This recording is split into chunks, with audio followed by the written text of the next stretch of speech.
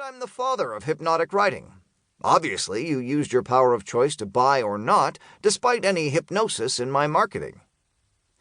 Hypnosis is not evil. It is used by dentists, doctors, and psychologists to help people get more of what they want out of life. It's been sanctioned by the American Medical Association since the 1950s. Anyone still thinking hypnosis is evil is caught up in a cultural myth, which is a kind of trance all by itself. So what is hypnosis? My definition of hypnosis is anything that holds your attention. A good movie or book is a type of hypnosis. So is a good sales letter or sales pitch or infomercial. I'm not talking about manipulating minds. I'm talking about entertaining them. For example, Britney Spears is pretty hypnotic, but not everyone buys her music. I don't. Dan Brown, author of The Da Vinci Code, is pretty hypnotic, but not everyone buys his books. I don't. Harry Potter has much of the world in a trance, but not everyone buys the books. I don't.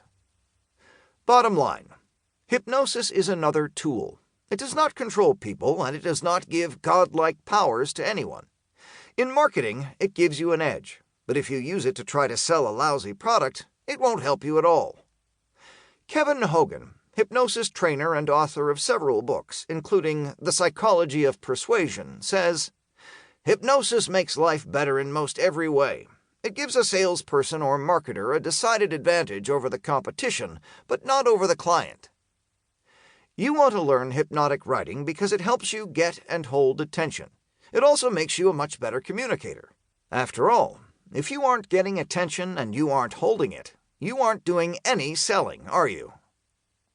Joe Vitale, MrFire.com. Introduction. John Burton. Wow! Multi-layered goodness in each piece. You think the outer layer is wonderful, but then, as you delve deeper, you go to the center and find the most satisfying textures, savoring each uniquely flavored nugget. A new candy bar? No, no, no. Joe's new book, Hypnotic Writing, a how-to manual, is just that and so much more. Joe not only describes how to do hypnotic writing with great details and guidance, he also explains what it is and why to use it, along with countless examples of successful applications. You get to glimpse behind the scenes into the creation of hypnotic writing, and you get to learn how to do hypnotic writing for yourself as Joe guides and supports you through the whole learning process. Just who am I to make such claims about Joe's book, Hypnotic Writing? I come from a field, not so far away, a field where I also explore, develop, and utilize hypnotic language. But I use hypnotic language differently from Joe. I hold a doctorate from Vanderbilt University in Human Development Counseling and a master's in clinical psychology. I'm a licensed counselor and supervisor in Greenville, South Carolina, running my own private counseling practice. I've been a practicing counselor for over 20 years and a practicing human being for 51 years.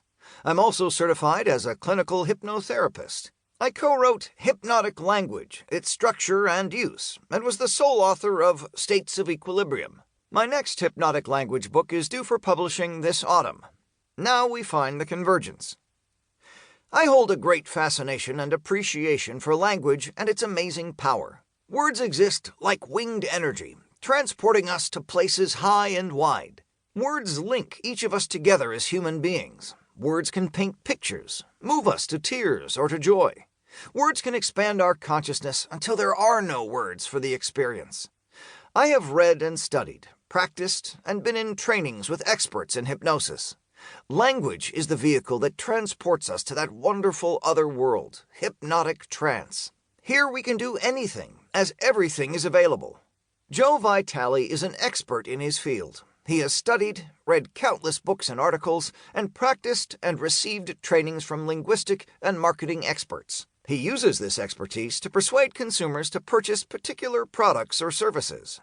Some might say that the category of marketing or sales and the category of psychotherapy exist in a mutually exclusive way. But I can safely say that while sales is not therapy, therapy is sales. So I'm familiar with this interesting process and its dynamics. Perception, motivation, and values combine.